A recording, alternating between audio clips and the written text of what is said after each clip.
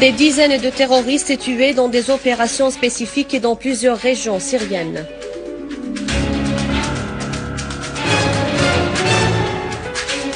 Al-Ja'fari à l'ONU, Amos ignore les faits sur le terrain en Syrie et la délégation britannique sert les intérêts de l'Arabie Saoudite, du Qatar et de la Turquie.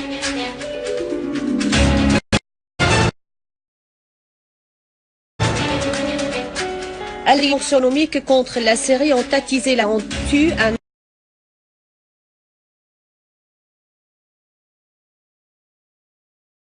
un négatif des Syriens.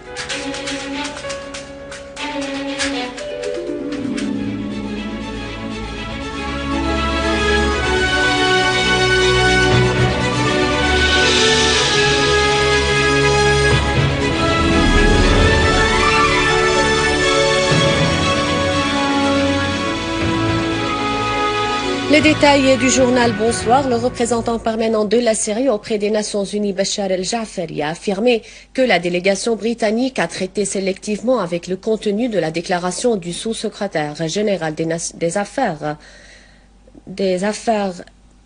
unitaire aux Nations Unies Amos et a ajouté que la délégation britannique a demandé au Conseil une réunion du Conseil pour traiter avec les terroristes et les groupes armés en Syrie, mais elle a préféré de gérer les arrêts de la Qatar, de la France, de la Turquie et d'autres pays. À noter que l'Arabie Saoudite a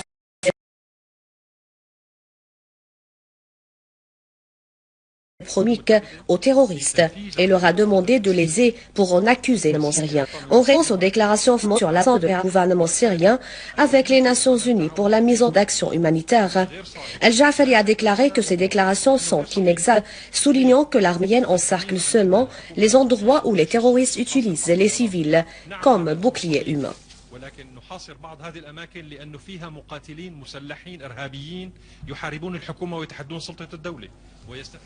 Lors d'une réunion d'un comité économique et financier des Nations Unies, Al-Ja'fari a affirmé que certains pays et entités, en particulier le soi-disant groupe des Amis de la Syrie, ont adopté des mesures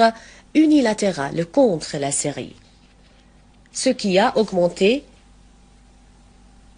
Al-Ja'fari, qui a lu le communiqué de la Syrie devant la réunion de la deuxième commission économique et financière des Nations Unies, tenue sous le titre « Les questions relatives aux politiques de la macroéconomie, le commerce international et le développement », a affirmé que les membres du soi-disant groupe des Amis de la Syrie avaient visé via ces mesures unilatérales de grand nombre d'établissements et de sociétés publiques et privées qui gèrent et investissent dans les secteurs civils vitaux pour les citoyens syriens, notamment ceux de la santé, de l'enseignement, de l'électricité, des services, des transactions commerciales et bancaires, de l'énergie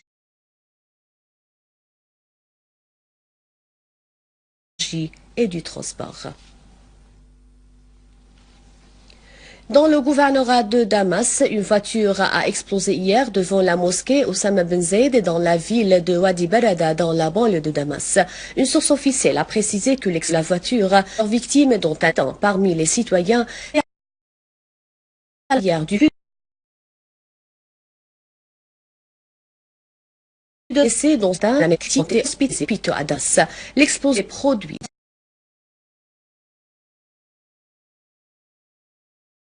la prière du vendredi avait causé l'entrée de la mosquée et des dégâts dans magasins et de voitures sur place. Les habitants de la ville de Wadi Barada ont accusé l'organisation terroriste qui se prétend l'État islamique en Irak et au Levant affilié à Al-Qaïda de combattre cet attentat comme une vengeance du refus de cette ville de se plier aux terroristes.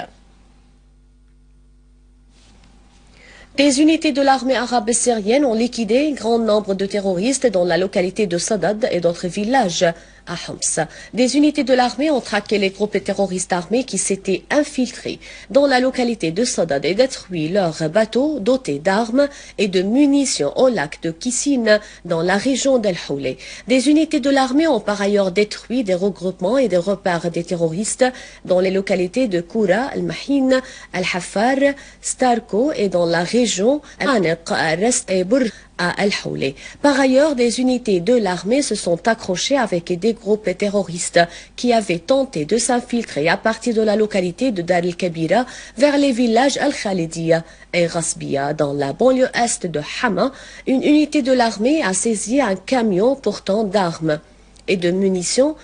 appartenant au groupe terroriste dans le village Al-Archouni à As-Salemiye. Et à Dar'a et ses alentours, des unités de l'armée ont progressé vers l'ancienne douane et encerclé nombre de bâtiments pour bloquer les renforts envoyés au groupe terroriste armé.